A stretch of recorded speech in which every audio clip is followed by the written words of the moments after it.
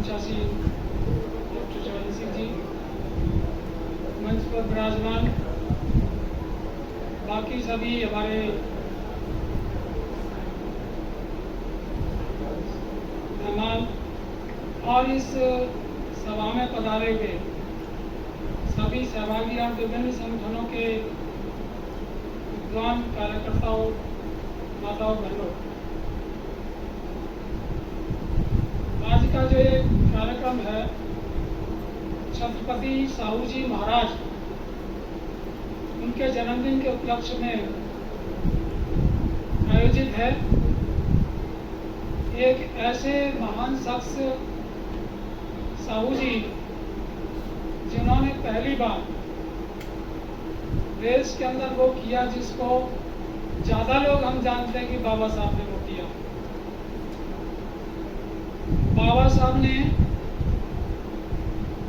इस देश ने जो समाज को जो कुछ दिया उसकी शुरुआत छत्रपति साहू जी महाराज ने अपने टाइम में की। इतने छोटी उम्र में उन्होंने, जैसा कि हमारे पूर्व वक्ताओं ने बताया, कि सिर्फ 40 साल की उम्र तक वो जिए। और क्योंकि जिस संगठन से मैं बिलोंग करता हूँ, इंसाफ, उस इंसाफ संगठन हमारा एक मैगजीन पब्लिश हम करते हैं नूर वक्ता के नाम से। मुझे लगता है कि मैं पहले सुनता नहीं था और उस वक्त मैं उस मैगजीन का संपादन करता था। 16 वर्ष तक मैंने किया, 2002 से 18 तक।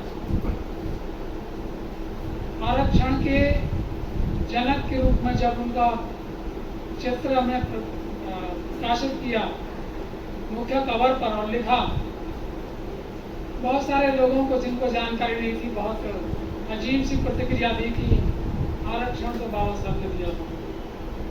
ये इतनी कम जानकारी रहती है क्योंकि हम लोग अध्ययन नहीं करते और हम प्रेरित करते हैं इसलिए कि सबसे ज्यादा जरूरी है कि अध्ययन करें। मैं इंसाफ संगठन को बिलोंग करता हूँ। इस वक्त कई सारे संगठनों से मेरा जीवन गुजरा। समता सैनिक दल भारतीय बौद्ध महासभा से लेकर वाम क्षेत्र में कार्य किया और अंत में वहाँ नेशनल वाइस प्रेसिडेंट के बाद, अभी रिटायरमेंट के बाद, मैं इंसाफ संगठन में नेशनल सेक्रेटरी की हैसियत से काम कर रहा हूँ। साथियों, जैसा कि पूछा गया था कि संगठन क्या करते हैं, हमारा संगठन कुछ अलग नहीं। अगर मैं एक लाइन में कहूँ तो बाबा साहब का जो मिशन है, जो छत्रपति साहू जी ने किया, जो फूले साहब ने किया, इस देश के अंदर मानव का मूल्यांकन मानव के रूप में हो, यही हमारी राय है। यही बाबा साहब की राय थी, यही फूले साहब और यही साहू जी हमको देकर गए, वो लड़ते रहे। तो मानव का मूल्यांकन मानव के रूप में हो, उसके लिए बहुत सारे टूल्स, बहुत सारे साधन हम लोग करते हैं। उन्हीं में पब्लिकेशन और सभाएं संगोष्ठियां होती है, जैसा कि आज हो रही है। दोस्तों, विभिन्न टूल हैं। इंसाफ हो, उस मानव मूल्यों की स्थापना के लिए जो काम करता, हमारा मानना है कि उन चीज़ों को हिट करना चाहिए जो पहलू हैं, जो जड़ हैं, जिसमें जातिवाद का दंश बहुत महत्वपूर्ण है। इंसाफ संगठन ने बहुत रिसर्च के बाद ये पाया, बाबा साहब का अध्ययन करने के बाद, महापुरुषों का अध्ययन करने के बाद, एनिहिलेशन ऑफ कास्ट को बार बार पढ़ने के बाद हम इस नतीजे पर पहुंचे हैं कि वर्ण व्यवस्था उसका मूल है, जाति नहीं। तो वर्ण व्यवस्था आज जो मूल रूप से हम 4-5 मुद्दों पर विशेष रूप से काम कर रहे हैं, पूरा कॉन्स्टिट्यूशन तो मानव मूल्यों पर आधारित है, उसके लिए काम करना ही है। वर्ण व्यवस्था उसके मूल में है क्योंकि 3 वर्ण हैं, चौथे वर्ण में जातियां हैं। इसको समझाना कैसे, उसको करना है, ये हमारे केंद्र बिंदु में रहता है। दूसरे, इस देश के अंदर जो जन्मा है जैसे एक परिवार में जो संपत्ति होती है उसमें हर पैदा होने वाले का बराबर का हक होता है, साथियों हमें अपना माइंड सेट करना, हमारा मानना है कि इस देश के अंदर जो भी नागरिक पैदा होता है इस देश की संपत्ति में उसका बराबर का हक है, ये हमें प्राप्त करना है। लेकिन बहुत सारे लोग, ज़्यादातर लोग इस अधिकार से वंचित हैं, कुछ के पास तो कुछ भी नहीं है और एक चंद लोगों के हाथ में इस देश की संपत्ति है और जो बची है उसको भी देने की पूरी प्रयास है, ये हम लोग देख रहे हैं, वो जाती जा रही है, जाती जा रही है। तो ये जो अधिक संपत्ति है, अब इसको सब लोगों का अगर अधिकार है तो सबको मिलना चाहिए, जो शायद बांटना संभव नहीं है। लेकिन इंसाफ का मानना है कि जिन लोगों के पास अधिक संपत्ति है उनके साथ अधिक संपत्ति पर ब्याज के रूप में, चाहे वो टैक्स हो, जो प्रॉपर्टी टैक्स होता है, अगर उसको हमने कैलकुलेशन भी दिया है कि अगर बहुत थोड़ा सा मात्र 3% टैक्स लगाकर इतना धन आएगा कि किसी और दूसरे टैक्स की जरूरत नहीं, क्योंकि हम ये मानते हैं कि समाज की पूरी तरक्की के लिए सोशल लेवल पर और आर्थिक लेवल पर भी दोनों तरह से तरक्की हमारे समाज की होना चाहिए, तभी बराबरी हो सकती है। तो इन पहलू पर दूसरा ये है कि जो ये इन पहलुओं को छूते नहीं है। एक और महत्वपूर्ण चीज है जो टैक्स प्रणाली है, उसमें जो जीएसटी है ये एक बहुत बड़ा अपराध है, ऐसा इंसाफ संगठन का मानना है, क्योंकि कफन से लेकर हर चीज पर टैक्स है। हमको ये मालूम भी नहीं है, गरीब व्यक्ति जो मात्र 200 रुपये कमाता है, किसी को काम भी नहीं मिलता, चौराहे पर खड़े होकर आता है, अपने बच्चे के लिए अगर सवेरे को 5 रुपये का बिस्कुट खरीदने जाता है उस पर भी उसको जीएसटी देना पड़ता है। ये इतना बड़ा अपराध, इतना अत्याचार है इस देश के अंदर कि जो खुद ही सर्वाइवल के लिए लड़ रहा है उसको उन चीज़ों पर जो एक उसको भुखमरी के कगार पर जीता है उस पर भी टैक्स लगाया जाता है। तो इन सब पहलुओं पर इंसाफ संगठन काम करता है। बहुत सारी चीज़ें हैं जिनके विस्तार में मैं जाना नहीं चाहूँगा क्योंकि संगठनों के बारे में कहा गया था, और मैं 2 बातें और कहकर विराम लूँगा कि जो संगठन है, इतने सारे संगठन हैं, हमने इस पर भी विचार किया। जैसा अभी रामेश्वर दयाल जी ने बताया कि हम दोनों संगठन इकट्ठा होकर काम करने की बात करें और हमने शुरुआत भी कर दी है। ये उसी की एक पहली कड़ी है कि हमें एक दूसरे के प्रोग्राम्स में जाना है। दोस्तों, जो प्रॉब्लम है, जो समस्या है संगठनों के बीच में, वो ये है कि हर संगठन में खुद लोकतांत्रिक व्यवस्था नहीं है। Once a president always a president. कोई प्रेसिडेंट बन जाता तो उतरना ही नहीं चाहता। एक लोकतांत्रिक व्यवस्था में आज अगर मैं प्रधान हूँ तो कल को मुझे तैयार होना चाहिए कि मैं एक सिंपल मेंबर की हैसियत से आगे बैठूँ, लेकिन ऐसा होता नहीं। इसका मतलब क्या है? ये उनमें से एक रीजन है कि इतना ईगो है, उसका ईगो सेटिस्फाई नहीं, फिर हम कैसे एक होंगे। हमने उस पर गहन अध्ययन किया इंसाफ संगठन ने। मैं विराम दूंगा सर एक जगह लेकर कि इतने सारे संगठन बाबा साहब दूर दूर ज्योतिबा फुले उनके नाम पर हैं कि शायद किसी दूसरे नामों पर इतने संगठन नहीं है। तो ऐसी बहुत सारे प्रयास हो रहे हैं कि सारे संगठन इकट्ठे होना चाहिए। हमने बहुत कोशिश की, संगठनों को इकट्ठा करने के लिए बहुत सारे संगठन बने। तो एक बार ऐसा लगने लगा कि संगठनों को इकट्ठा करने के लिए इतने संगठन हैं, तो जो संगठन को इकट्ठा करने के लिए संगठन बने हैं उनको भी इकट्ठा करना पड़ेगा पहले। ये कितना विकराल और इतना कठिन काम है जो पॉसिबल ही नहीं है। व्हाट इज द सॉल्यूशन तो करना है।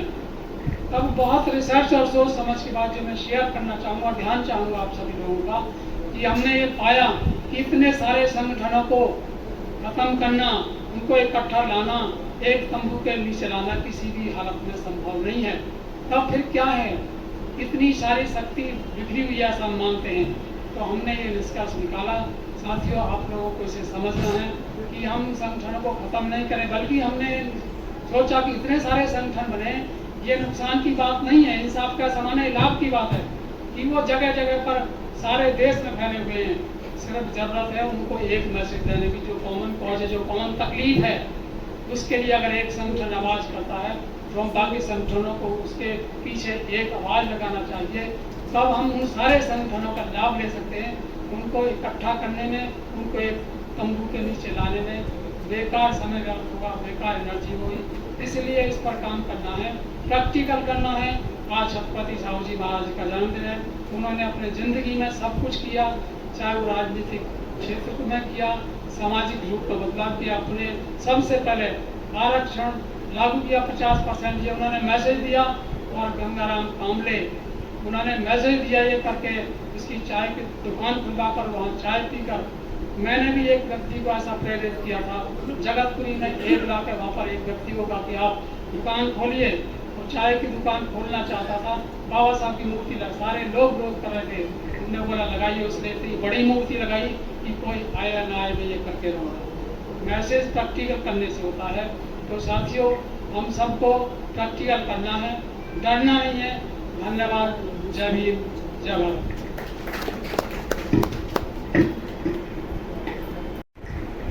बहुत बहुत साधुवाद संचालक महोदय, आपने भारतीय बौद्ध महासभा के प्रतिनिधित्व में समय दिया। सर्वप्रथम महाकारुणिक तथागत भगवान गौतम बुद्ध, परम पूज्य बोधिसत्व बाबा साहब डॉक्टर भीमराव अम्बेडकर जी को नमन करते हुए आज के इस कार्यक्रम में राष्ट्रीय लोकनायक छत्रपति साहू जी महाराज की जयंती के अवसर पर हम यहाँ इकट्ठे हुए हैं। मंचासीन लोगों को मैं नमन करता हूँ। अतिथि लोगों को, मेरे समक्ष बैठे दर्शक दीर्घा में जितने वक्तागण और सदस्य बैठे हैं, आप सबको मेरा जय भीम, जय भारत। साथियों, भारतीय बौद्ध महासभा पूरे उत्तर प्रदेश में सक्रिय रूप से कार्यरत संस्था है। हर वर्ष हम बच्चों की सामान्य ज्ञान प्रतियोगिता कराते हैं जो जूनियर वर्ग और सीनियर वर्ग में होती है। और उन प्रतियोगिताओं का अगर आप पेपर देखेंगे तो उसमें 50% तो बच्चों के सामान्य सिलेबस से संबंधित क्वेश्चन होते हैं और 50% क्वेश्चन बहुजन महापुरुषों के होते हैं। इसमें अनिवार्य रूप से 5 से 8 क्वेश्चन छत्रपति साहू जी महाराज के जीवन और उनके कार्यों को होते हैं। तो ये मैं इसलिए बता रहा हूँ कि भारतीय बौद्ध महासभा के विषय में कुछ लोग ये कहते हैं कि वो संगठन करता क्या है, क्या नहीं करता, और पूरे उत्तर प्रदेश में वो प्रतियोगिता होती है।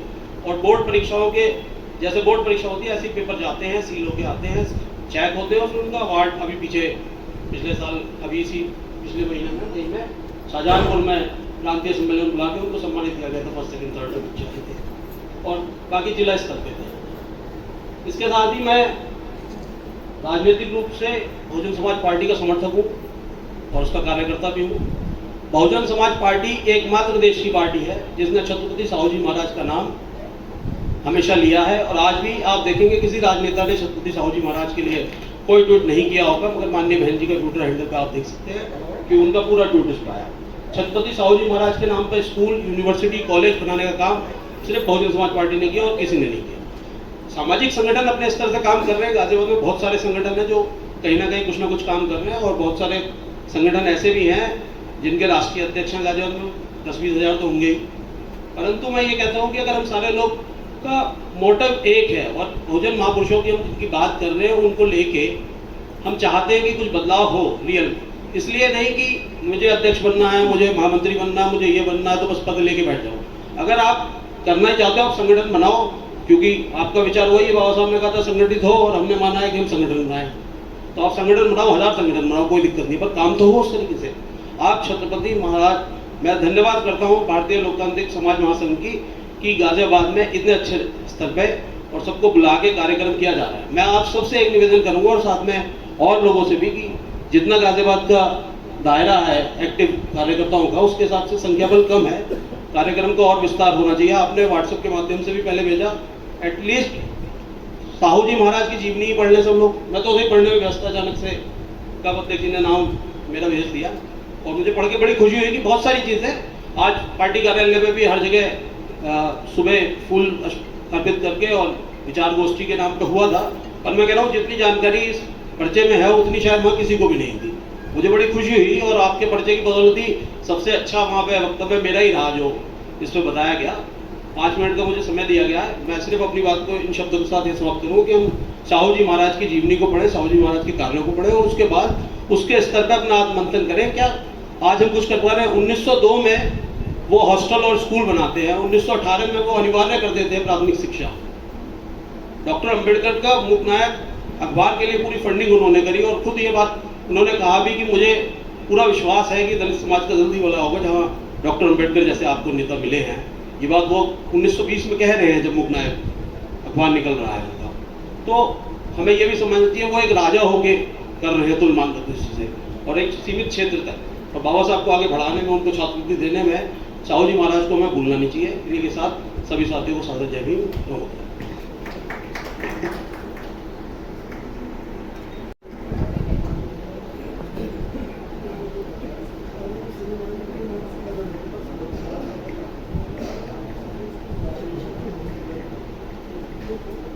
Doctor PR. अम्बेडकर जी के चरणों में पुष्प अर्पित करते हुए, भगवान बुद्ध को नमन करते हुए और अपने समाज के बड़े बड़े महान पुरुष जो इतना कुछ हमें इतिहास में देकर गए हैं कि हम उन्हें फॉलो करते हुए अनुसरण करें हम उनका, तो हमारी भी कई पीढ़ियां निकल जाएंगी। इतना कुछ हमारे समाज को देकर गए हैं।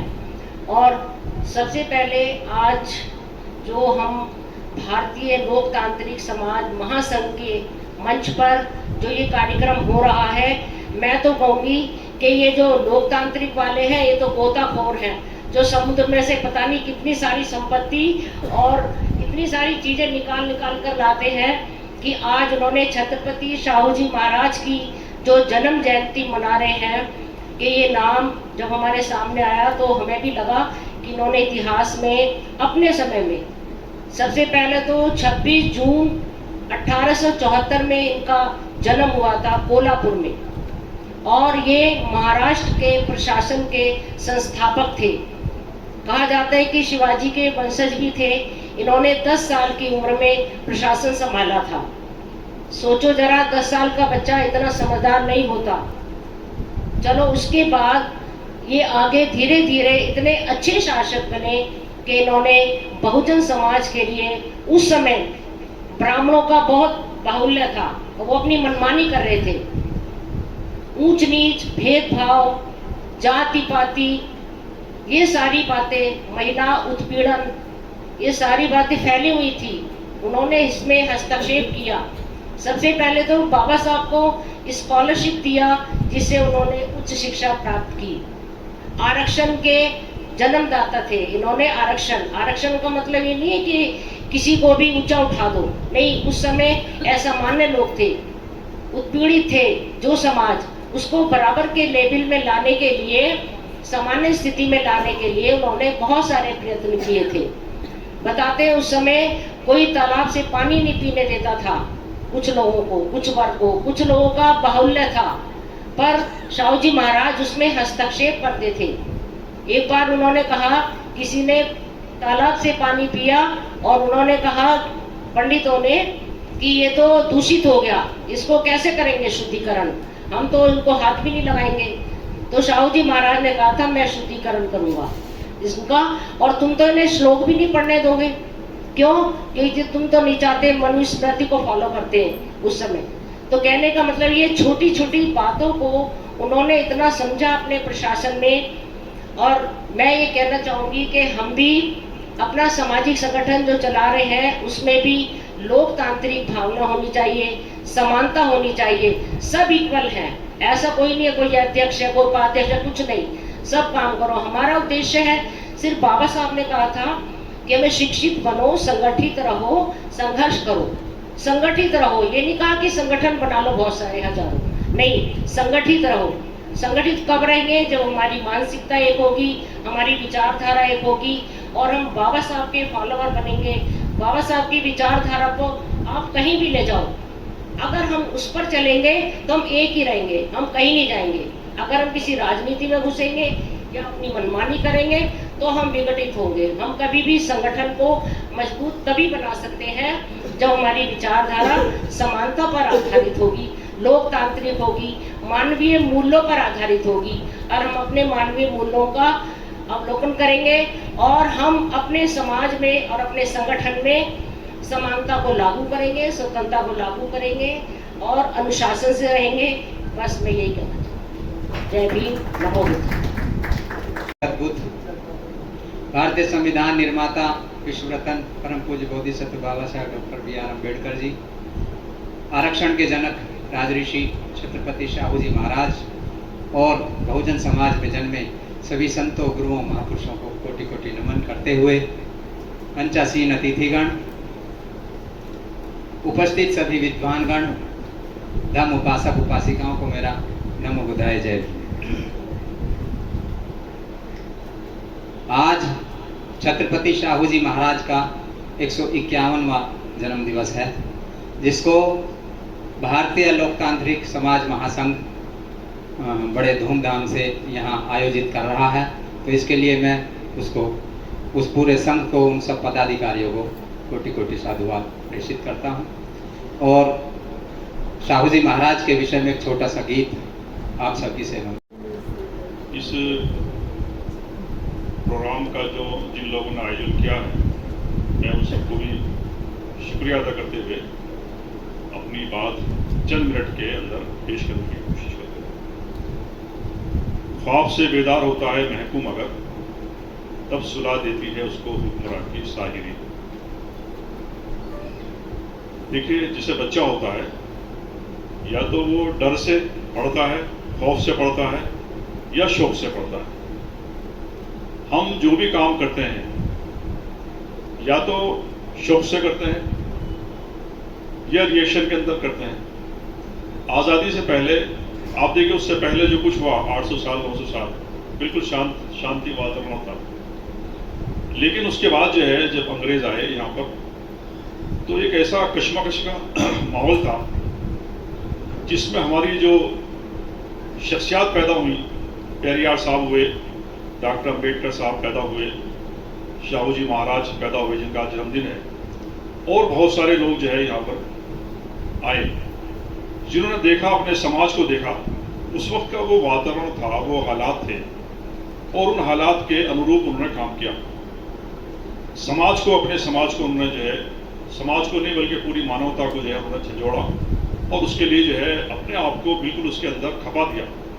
ना तो अपनी लग्जरी लाइफ को उन्होंने आगे बढ़ाया, ना उसके लिए कोई सोचा, बल्कि अपनी कौम के बारे में, अपने लोगों के बारे में, इस इंसानियत के बारे में सोचा। आज आप देखिए कि हम जन्म दिवस मनाते हैं हर साल, चाहे 14 अप्रैल हो या और मुख्तलिफ जो हमारे डेज होते हैं, हम मनाते हैं, त्यौहार की तरह उसको मनाते हैं, गुणगान करते हैं और चले जाते हैं। हम सोचते हैं कि हमने विचार गोष्ठी रख ली, हमने समारोह मना लिया, हमने जन्म दिवस मना लिया और बात खत्म हो गई। अपने अपने जज्बात को हम यहाँ पर हम रखते हैं और चले जाते हैं। लेकिन धरातल पर जो है, जो काम होना चाहिए, प्रांगण में जो काम होना चाहिए, वो बिल्कुल नहीं होता।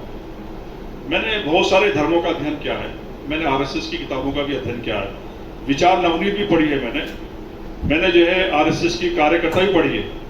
उसमें लिखा है कि सबसे अच्छा कार्यकर्ता वो होता है RSS का कि जो सुबह 4 बजे उठे, रात को 12 बजे सोए। वो लोग जो है गले में जो है वो डालकर, थैला चने डालकर पूरे दिन निकल जाते हैं प्रचार के लिए। मैं बाम सेफ से तकरीबन 22 साल की उम्र से जुड़ा हूँ। बराबर जब एक बाम सेफ थी, मैं आता हूँ, काम करता हूँ, नौजवानी की उम्र से काम कर रहा हूँ। और मेरे जो है अम्बेडकर साहब जो है बहुत कहते हैं ना कि एक आदरणीय है। 40 किताबें मेरे पास मेरी लाइब्रेरी में उनकी मौजूद हैं। मेरे पास बहुत बड़ा जो है किताबों का संगठन है। मैं अर्ज कर रहा हूँ कि ये सारी किताबें, कितने लोग हैं यहाँ इस जगह पर कि जिन्होंने वो उन सारी जो किताबें हैं उनका अध्ययन किया। मैं अगर ये कहूँ कि हाथ उठा लो तो ये मेरा भी अपना अपमान होगा। बहुत कम लोग होंगे कि जिन्होंने 40 किताबें पढ़ी हों, पूरी की पूरी किताब हों। किसने 1 पढ़ी हो, 2 पढ़ी हो, 3 पढ़ी हो। बच्चों की तो, हमारी जो नौजवान नस्ल है उसकी तो बात ही छोड़िए आप कि वो कहाँ पढ़ रही हो किताबें। ये जो हमारे रामू साहब ने, डॉक्टर रामू साहब ने जो किताबों का जो बहुत सारी जो है जो महाभूतियों का जो जिक्र किया है, तो बहुत सारे लोग कर रहे हैं, छोटे छोटे प्रयास कर रहे हैं। लेकिन हकीकत बात यह है कि ये प्रयास भी जो है अभी जो है बहुत कम है, ना के बराबर में, बिल्कुल माइनस में है। अच्छा, जब हमारा जो है विचारधारा एक है, हम फिर अलग क्यों हैं? मुसलमान हिंदुस्तान के अंदर रहते हैं, लेकिन उनका जो एक संगठन है सबका, सारे जो जितने भी संगठन है सबका मुस्लिम पर्सनल बोर्ड जो है उसका एक संगठन है, चाहे शिया हो, सुन्नी हो, अहले हदीस हो, तबलीगी हो, देवबंदी हो, कोई भी हो। लेकिन हम देखते हैं कि अंबेडकर साहब जो है उन पर तो सबको इत्तेहाद होना चाहिए, इकट्ठा हो जाना चाहिए, लेकिन हम वहां पर इकट्ठे नहीं है। हम अपने आप को कहते हैं वंचित हैं। वंचित हमें जो है किसी अपर कास्ट ने नहीं बनाया, बल्कि हमारी अपनी सोच ने हमें वंचित बनाया। कोई भी इंसान जो बहादुर बनता है उसका परिवार जो है उसको बहादुर बनाता है या उसको जो है कमजोर बनाता है। इंसान पैदाइशी बहादुर नहीं होता, पैदाइशी जो है वो कमजोर नहीं होता, हम बनाते हैं उसको, अपनी औलाद को हम बनाते हैं कमजोर। इसलिए कुरान में कहा गया कि हमने जो है तुम्हें जितने भी मानव हैं, जितने भी आदम की औलाद हैं, सबको इज्जत वाला बनाकर भेजा। मोहम्मद साहब ने फरमाया कि लोगों तुम्हारा खुदा भी एक है, तुम्हारा बाप भी एक है, तुम सब आदम की औलाद हो, और किसी काले को किसी गोरे पर, किसी गोरे को किसी काले पर, किसी जो है अरबी को किसी अजमी पर कोई श्रेष्ठता नहीं है। तुम में सबसे अच्छा वो है जिसके अंदर जो है तकवा हो, ईश भय हो, ईश प्रामाणिकता हो। ये बात आपने फरमाई। इसलिए आप देखिए एक ही सफ में खड़े हो गए महमूद अयाज, न कोई बंदा रहा न कोई बंदा नवाज। जब महमूद गजनवी जो है उसकी हिस्ट्री को एतराफ कर दी आप कि जो हमारे यहाँ बहुत हिस्ट्री को भी जो है बहुत तरीके से गलत तरीके से पेश किया जाता है। उनका जो है नौकर था अयाज, एक ही मस्जिद में सबसे पहली पंक्ति में पहुंच गए अयाज, उनके गुलाम, उनके दास, और वो पीछे रह गए, दूसरी पंक्ति में रह गए। इसलिए शायर ने कहा कि यहाँ पर जो ऐसा नहीं है कोई वीआईपी कल्चर है कि जो पहले पहुंचेगा वो वहां पर रहेगा।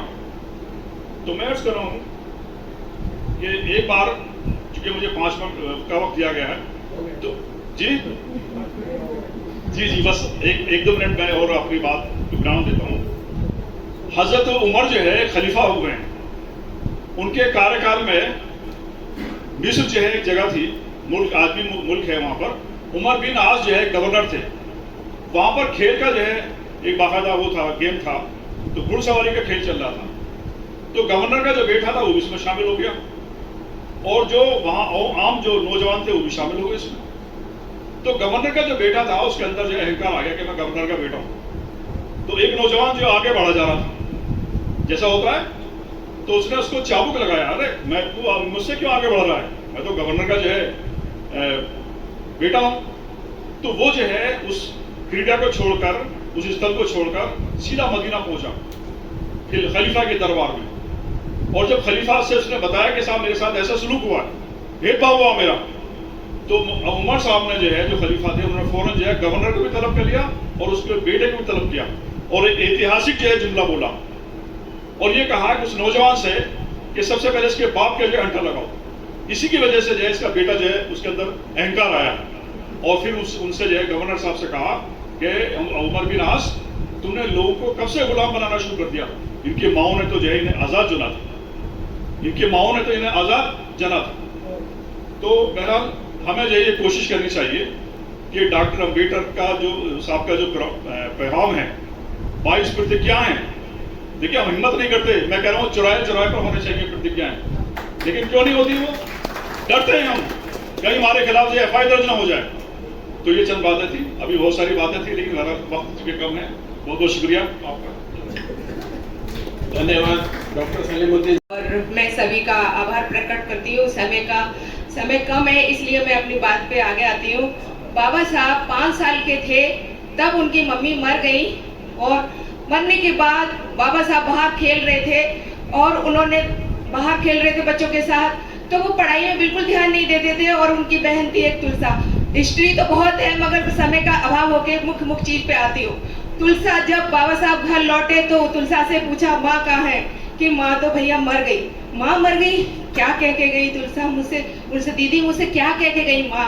मेरे लिए क्या कह के गई? तो उन्होंने क्या कहा कि भीम तुम खेलते बहुत हो, माँ तुम्हारे लिए कह के गई है कि तुम पढ़ा करो।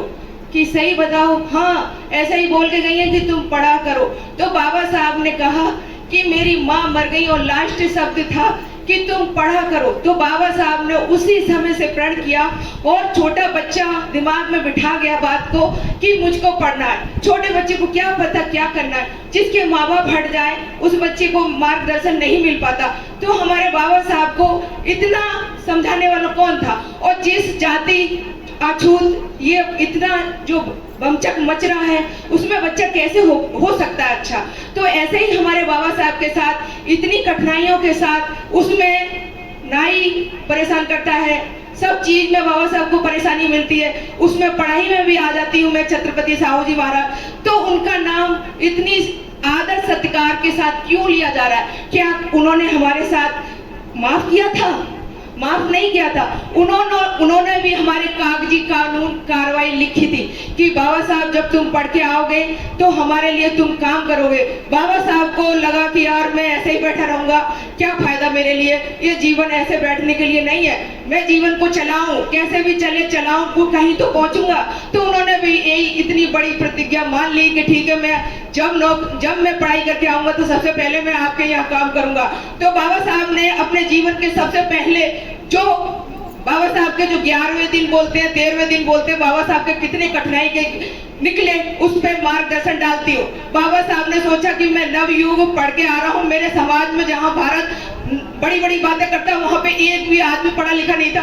बाबा साहब भी पढ़े लिखे थे। उस टाइम बाबा साहब आए पढ़े लिखे, और बाबा साहब ने कहा कि अंग्रेजों ने मेरा इतना सम्मान किया, मुझे सबसे अच्छे मतलब फर्स्ट क्लास में रखते हुए, मेरा सब जगह पढ़ाई करते हुए मेरा स्टेशन पे स्वागत होगा। साहू जी महाराज के स्टेशन पर आए उनको देखा कि इतनी पीड़ा के साथ उनको सहन करना पड़ा, हर जगह उनको मकान नहीं मिला किराए पे, उनको नाम बदल के रहना पड़ा, ऑफिस में जाते हैं उनको मूत्र से उसका ऑफिस छुआछूत, लोग और साइड पकड़ लेते हैं, कितनी कठिनाइयां उसके सामने बाबा साहब ने ये किया। हमारे बाबा साहब थे, हमारे बाबा साहब अच्छे हैं, हमारा बच्चा अच्छा है, हमारे साहब अच्छे हैं, तो हमें दूसरों की इतनी अच्छाइयां हमें गिनानी नहीं चाहिए। हमारे बाबा साहब ने इतनी कर्मठ और विद्या की शिक्षा लगन नहीं होती तो हमारे बाबा साहब को कौन पूछ रहा था? कोई नहीं पूछ रहा, सब साइन करवाते हैं, सब जैसे कहते नहीं कि इसके खजाने में इसको भरो, इसके खजाने में इसको करो, अथॉरिटी के बदले इसको करो, सब एफिडेविट पर लिखवा लेते नाम। मेरी ज्यादा एजुकेशन नहीं है मगर गौर में सब चीजों पर रखती हूँ। मैं अपनी वाणी को यही विराम करती हूँ। बाबा साहब इतना नहीं करते तो हमारे लिए किसी ने हमें कुछ नहीं दिया, इसलिए इन लोगों की बड़ाई मत किया करो प्लीज। मेरी हाथ जोड़ के विनती है, बाबा साहब ने जितने दुख उठाए शायद ही हम कभी उनका वर्णन नहीं कर सकते।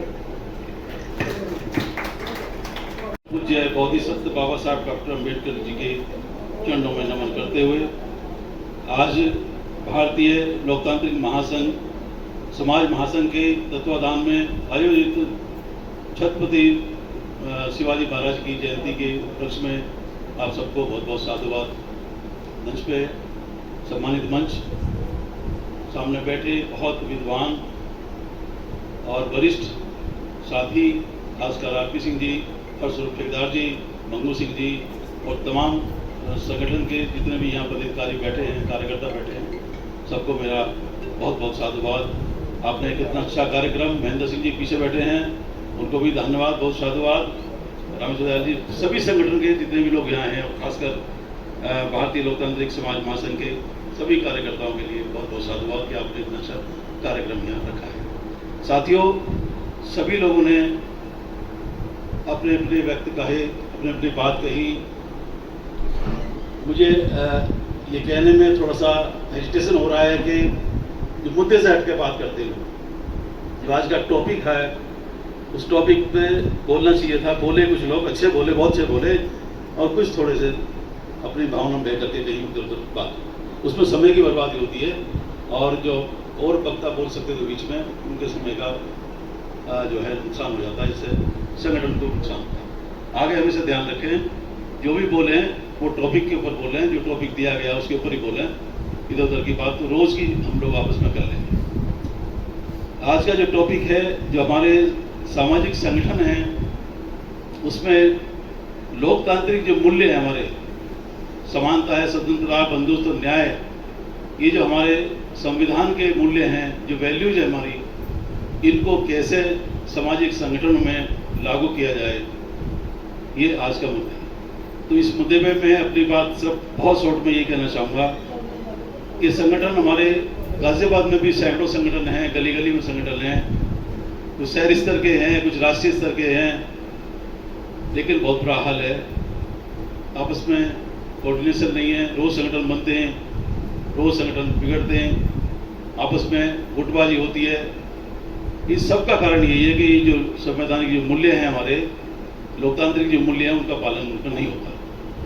किसी को पद मिल जाए तो पद की गरिमा के हिसाब से लोग काम नहीं करते। बहुत अच्छे लोग भी काम कर रहे हैं, ऐसा नहीं है। अभी हमारी डॉक्टर अम्बेडकर जन्म समिति के सदस्य उन्होंने एक स्थायी समिति बनी है और अच्छा काम कर रहे हैं, बहुत शानदार तरीके से कोशिश कर रहे हैं सभी लोग। और भी कई संगठन है, भारत में सभी का नाम लेकर एक सेक्टर थे बहुत बिहार में जो संगठन है, बहुत शानदार तरीके से काम कर रहा है, तो कुछ काबिल तारीफ के भी काम कर रहे हैं। तो अभी क्यों ऐसा हो रहा है? दरअसल हमारा व्यक्तिगत जो खुद का अपना जो व्यवहार है वो लोकतांत्रिक भी नहीं है। संगठन का तब होगा जब हम खुद का अपना व्यवहार सेल्फ का जो है हमारा वो लोकतांत्रिक व्यवहार हो। तो हमारे कहने का तरीके में फर्क नहीं होना चाहिए। जो हम कहें, जो हम सोचें या जो हमें डायरेक्शन सामाजिक संगठन से दी जाए उनका पूरा पालन करें और आपस में कोऑर्डिनेशन रखें, एक दूसरे का मान सम्मान रखें।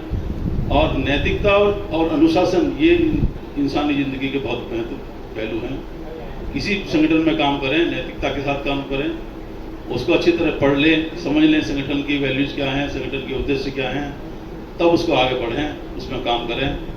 तो मेरा बस यही सबसे निवेदन है कि आगे भी ऐसी संगोष्ठी होती रहेगी और टॉपिक पे बोलें और तमाम संगठनों को किसी की बुराई ना करें, व्यक्तिगत आपस में हो सकता है गुटबाजी ना करें। तो मैं पुनः ये निवेदन सबसे करता हूँ एक कैडराइज रूप में, और मैं रमेश लाल जी से भी कहूँगा कि इतने लोग बैठे हैं, एक कैडर की तरह हो गया आज का कार्यक्रम। आगे भी लोगों को इसे डेवलप करें, संगठन के लोग चुन करके उनमें से कैडराइज करें, जिससे कि एक बेहतरीन तरीके से समाज में काम कर सकें। क्योंकि बाबा साहब ने भी कहा था कि जिस समाज के गैर राजनीतिक जड़ें मजबूत नहीं होती उस समाज की राजनीति ज़्यादा नहीं चल सकती। तो ये जो हमारे कल्चरल और सोशल जो ऑर्गेनाइजेशन हैं, इन्हें मजबूत करना बहुत बहुत जरूरी है। साधुवाद सबका, जय भीम।